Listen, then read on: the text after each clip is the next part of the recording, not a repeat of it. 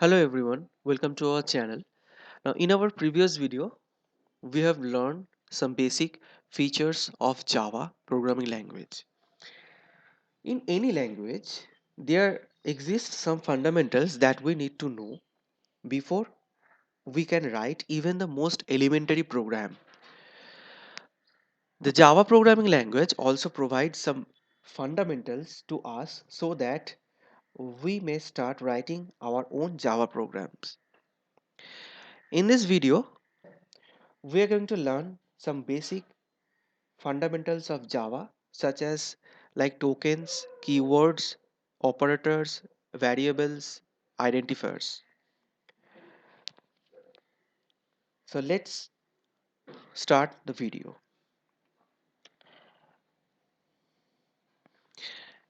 We will first start with the Java character set.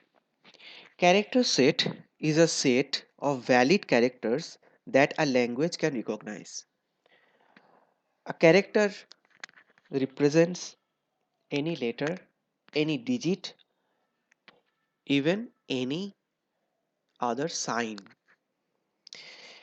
Java uses Unicode character set, which is a 2-byte character code set that has the characters representing almost all the characters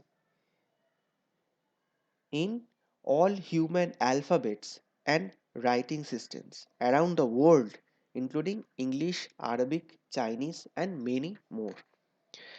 So, the Java uses a 2-byte character code. 1 byte is equals to 8 bits. So 2 bytes means 16-bit character coding used by Java. So Java uses the Unicode character set. Now here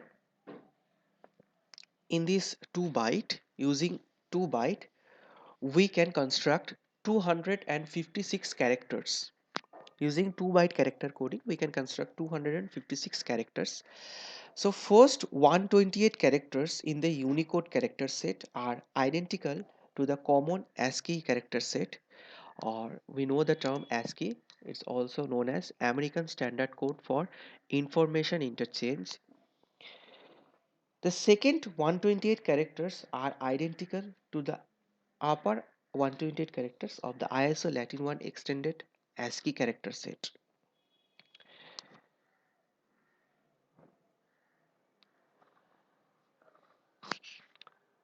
Now let us learn what is token. According to the definition, the smallest individual unit in a program is known as tokens. So individual words and punctuation in a passage of text. For example, for a passage of text, individual words and punctuations marks are called tokens. So in fact, every unit that makes a sentence is a token.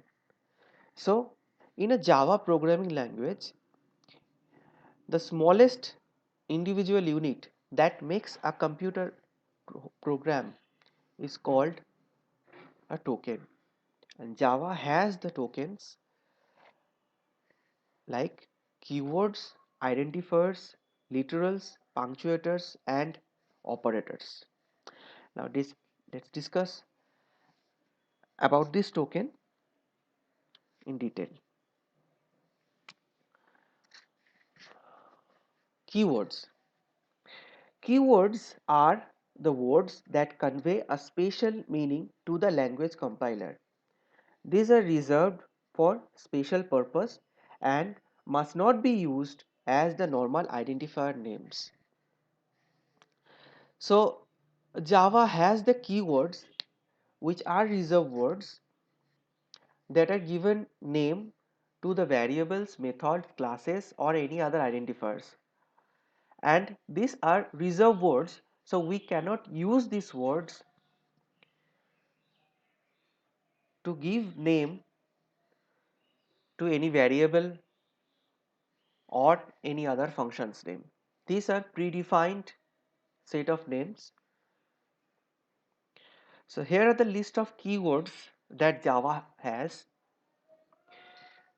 every keywords that convey a special meaning to the compiler. We cannot use these keywords as a normal identifier names.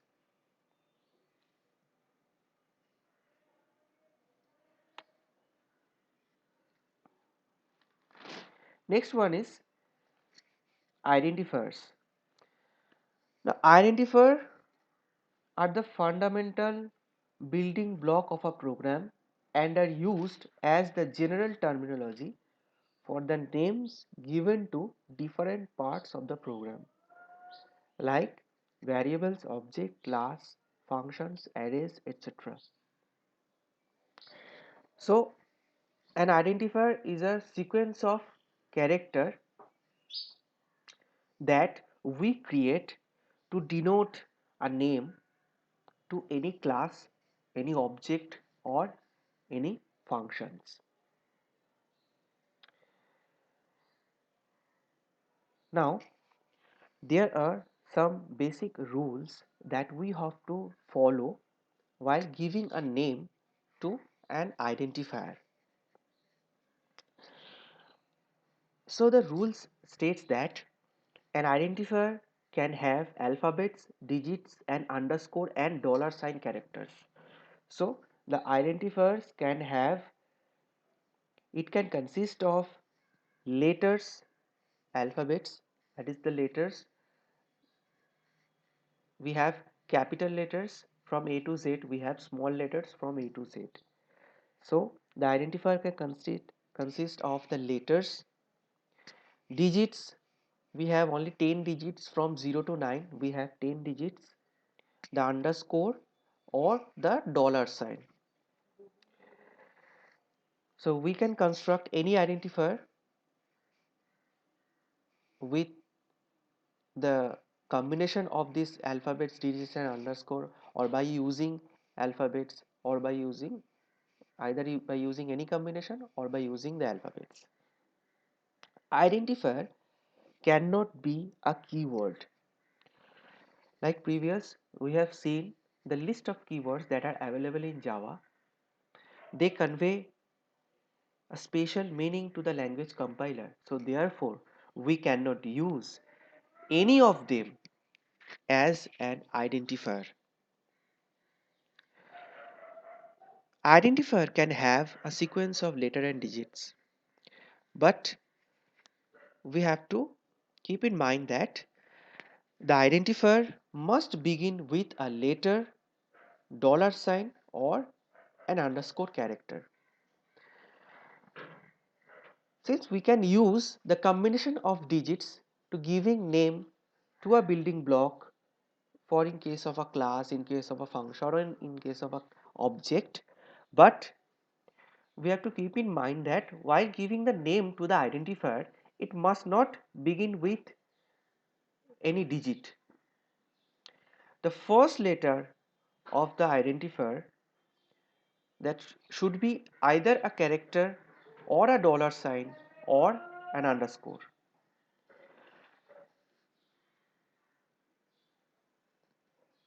Identifiers are case sensitive. So an uppercase letter and a smaller case letter, they both convey a different meaning to the language compiler. While giving name to a building block, we mustn't use white spaces.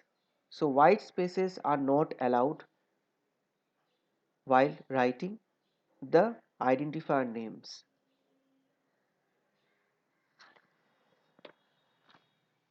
So these are the basic rules that we will follow while giving a name to the identifier.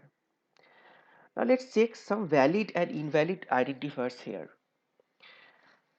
Now some valid identifiers in our first line that contains some valid identifiers. Score is a valid identifier. Level, it's also a valid identifier. My file, it's also a valid identifier. File 13, that can be a valid identifier. The first letter of every identifier in score level, my file and file 13, the first letter is an alphabet. We must start the first letter of an identifier by an alphabet. Now in case of date, this identifier, it started with an underscore. We can also begin the name of an identifier with an underscore. So that is also a valid identifier. And a underscore 2 underscore z, it's also a valid identifier because we have used underscore instead of giving spaces.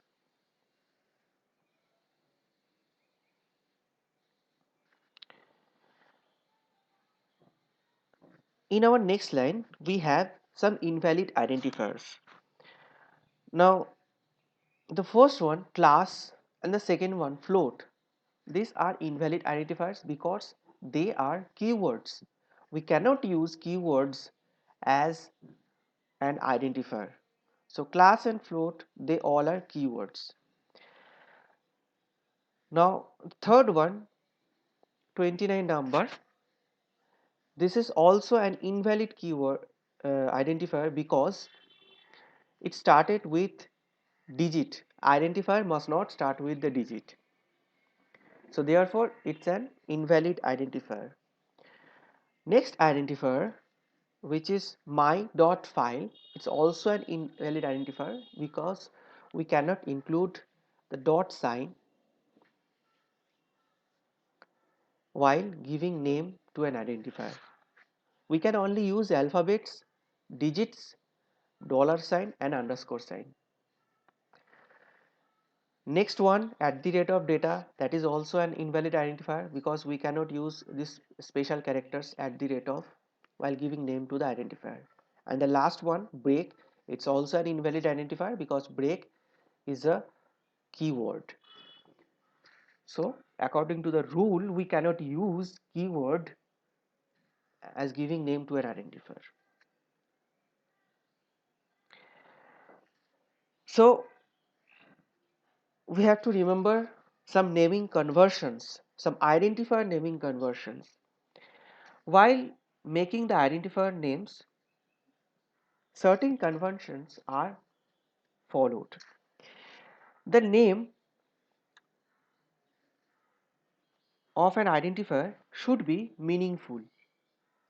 For example, suppose if an identifier is going to store the value of a student fee, so then it should be ideally named as a student fee simply if, though that is correct.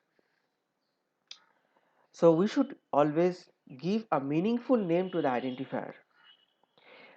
If more than one word is used in the name of a variable, the first word should be all small case and the first letter of the consequent word should be in the capital case. While giving name to the class, that should begin with a capital letter. For example, while giving a name to the class employee, we can start with a capital letter. E should be in the capital letter, the rest of the letters can be in a small digit.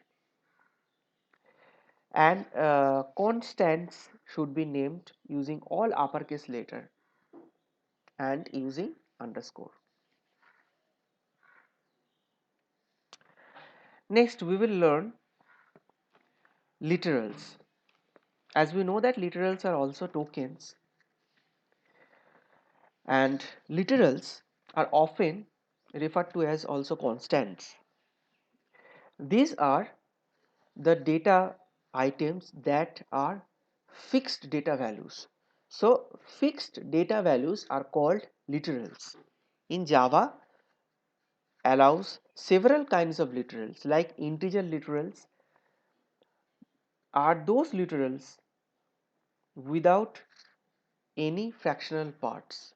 So integer literals are the whole numbers without any fractional part. For example, 41, 12, 312, -4, they are all whole numbers without having any type of fractional part. They are called integer literals. An integer constant must have at least one digit and must not contain any decimal point. It may contain either a positive or negative sign. A number with no sign is assumed to be positive. Next, we have floating literals. Floating literals are also called real literals. Real literals are the numbers having fractional part. This may be written in one or two forms called the fractional form or the exponent form. So for example, 2.0, 17.5, -13.0, they all are example of real literals in fractional form. Next we have Boolean literals. Boolean literals has only two values. One is true and another one is false. So it is either a Boolean value true or a Boolean value false, that is formed from ASCII letters. Next we have character literals. A character literal is the one character that is enclosed in single quotes. So we have to remember here one thing, that a character literal in Java must contain one character and must be enclosed in single quotation marks.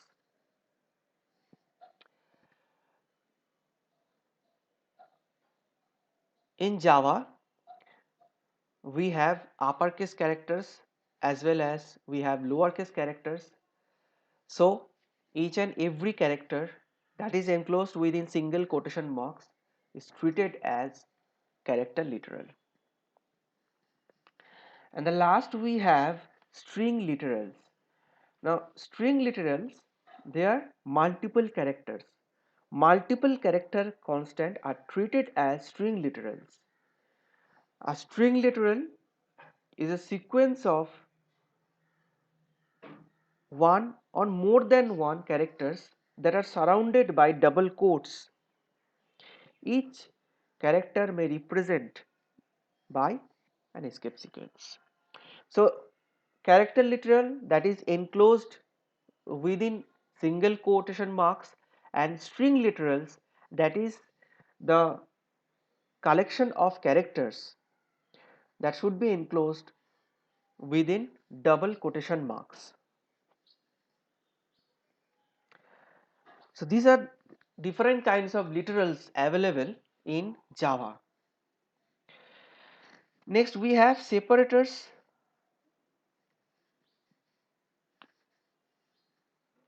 We have braces, we have curly braces, we have parenthesis, semicolon, comma and dot. These are the separators that are available in Java. These are the separators that we used while writing the Java programming. Apart from separators, we have the operators. The following operators are available in Java. A different category of operators like arithmetic operators, bitwise operators, relational operators, logical operators and assignment operators. They are the different categories of operators available in Java.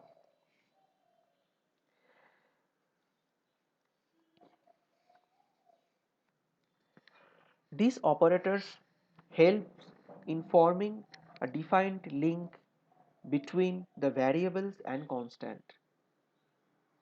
Now here the variable and constant are called the operands. The number of operands required by the operator can classify the operators. Now these are different categories of operators shows in this table, which has a specific meaning for each and every category and used in Java for different purposes.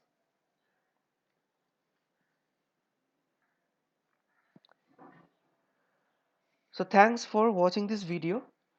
If you like this video, then hit the like button and subscribe to the channel, those who haven't yet subscribed to this channel, and hit the notification bell icon for regular updates.